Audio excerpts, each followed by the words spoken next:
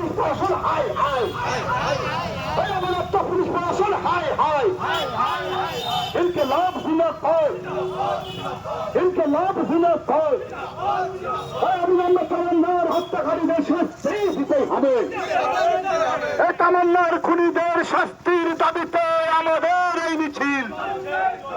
এই তামান্নার খুনিদের শাস্তির দাবিতে লড়াই লড়াই লড়াই চাই। এই তামান্নার খুনিদের শাস্তির দাবিতে লড়াই লড়াই